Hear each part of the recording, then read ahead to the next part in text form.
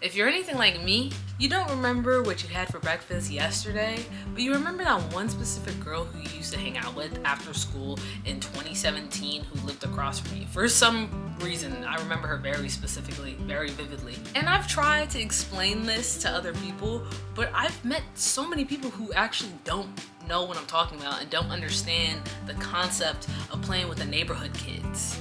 Or like the building kids. We don't really know each other that well. Our parents barely know each other, but like we're the neighborhood kids, so we all vibe. If I was explaining it to you and you didn't know what I was talking about, you'd be like, oh, so you hung out with the random kids that you didn't really know that well, and your parents let you do that. And I was like, yeah, but like it was the moment, it was the time, it was the vibe. Those who get it, and those who don't.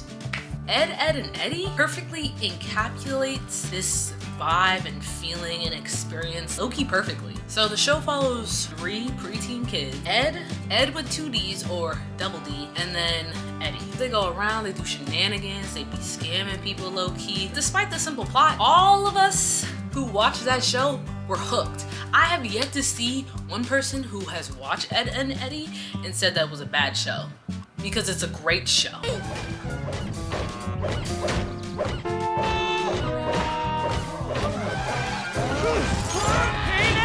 I wonder what's on TV.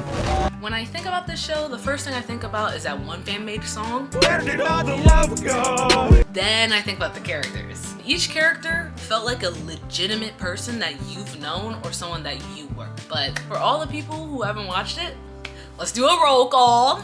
Roll call. Ed with 1 D. You know what rhymes with Ed? Head. Empty. Ed with 2 D's, also double D, OCD. Eddy, scam artist, next. Sarah, everyone is terrified of her, despite her being one of the youngest people here. Jimmy, twink.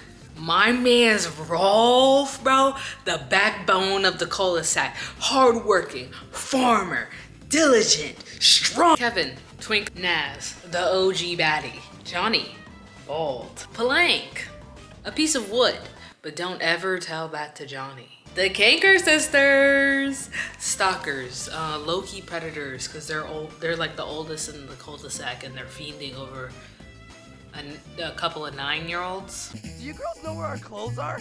Oh, they're drying outside. You boys sure were dirty. We're gonna pop into the kitchen for a bit, boys, and fix up some home cooking for you. We'll be right back. Hey!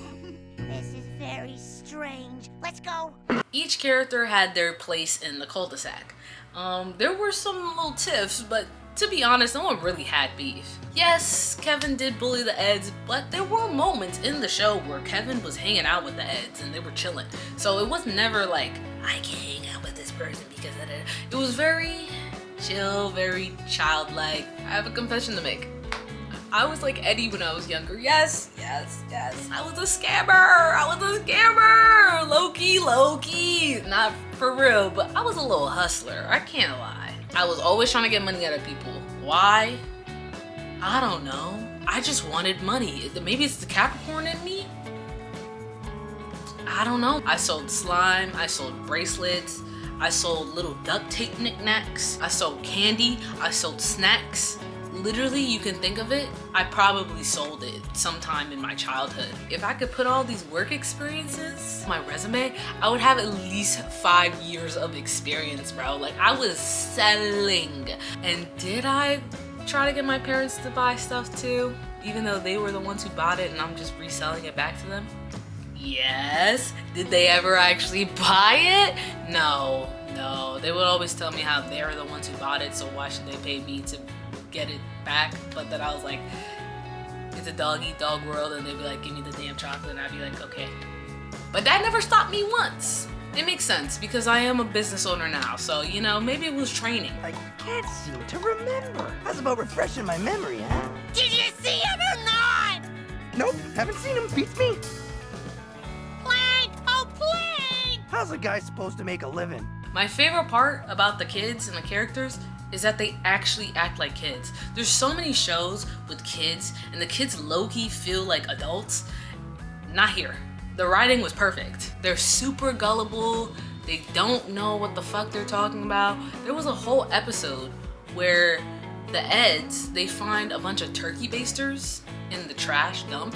They're like, no, these are just Canadian squirt guns. One time they asked Double D if moms were girls. Double D is the smartest one in the Cul de Sac. He was like, I don't know. It has that charm. It's a bunch of kids being kids, and you can't hate it. And I'm not just saying it because it was my personal favorite show. Watching it genuinely puts a smile on my face. It makes you reminisce on your youth, whether you're currently a child or, you know, you're older. But I'm sure any kid from any generation can relate back to this show. At its core, Ed and Eddy is about friendship and navigating the awkwardness of childhood. People relate to Ed's carefreeness and his go-with-the-flow attitude. People relate to Double D's nerdiness and trying to be the voice of reason. People relate to Eddy's desire to fit in and to get everyone to like him. And the setting of the show is set in a suburban area. It just makes you feel familiar. Like, it feels like you've been there, especially the suburban kids. If you've watched Ed and Eddy and you lived in the suburbs, you're gonna feel like you live in the Cul de Sac. And I know, I'm losing you for a second. You're probably like, this is just a cartoon show for kids. How does it do all that? Let me cook. At the start of the show's run, the kids are obsessed with jawbreakers, avoiding chores, just chilling, having fun. Towards the end of the show's run, they start to learn the consequences of their actions. They learn that not everything is as easy as it seems or as fun as it seems. This is perfectly illustrated in the movie. This is not a summary video, so we're not gonna go into depth. Eddy's like talking big about his brother and everyone thinks he's so cool, and then they go to meet his brother and his brother is actually a jerk, an asshole, and a prick. It takes some days to get to this random man because he refuses to tell his family where he is. By the time that Eddy meets his brother again, all the Cul de Sac kids also meet his brother again. And the Cul de Sac kids are like, yo, this dude is mean and do not mess with this dude. So they all beat him up. They stand together to go against him. It's kind of like the power of friendship. I know it sounds corny, but it's true. They all care about each other. Not everyone needs to fight an evil big brother to create bond with each other. It's all in the simple moments, you know? It's all in the time that we all spend together. They're memorable because they're important. And that's really all that really matters.